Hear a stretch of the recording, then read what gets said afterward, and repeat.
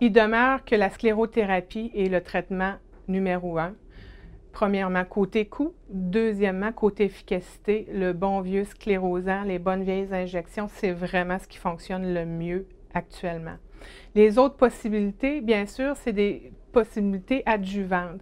Si on pense à une maladie veineuse très, très légère, qui ressemble plus à un type coupe-rose, qui est une problématique que les gens connaissent, surtout au niveau du visage, mais ça peut être également au niveau des membres inférieurs des jambes, un laser tout simple peut être utilisé.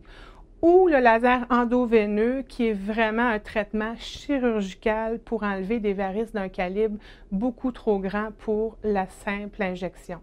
Je vais peut-être juste glisser un mot ici sur le laser endoveineux parce que c'est quelque chose d'un peu moins connu et qui est pourtant en taux d'efficacité ce qu'il y a de mieux à l'heure actuelle comme chirurgie. C'est très simple, c'est qu'on ne fait que geler ou anesthésier le pourtour de la veine qui est malade. Et ensuite, on injecte un guide lumineux qui est un laser dans la veine malade. Aucune anesthésie générale, aucune convalescence. J'ai des gens qui vont au travail la journée même, comme il y en a qui peuvent prendre 2-3 jours d'arrêt de travail. Donc, financièrement, côté professionnel, ça peut être une avenue extrêmement avantageuse. Pressothérapie, qui est le fameux bas support, qui peut être extrêmement esthétique, soit dit en passant. L'autre activité qui est très bonne pour complémenter le traitement, c'est l'activité physique, bien entendu.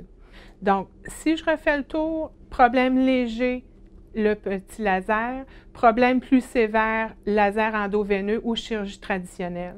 Mais il reste que 90% des maladies veineuses sont modérées et c'est là que la sclérothérapie par injection demeure le traitement de choix actuellement.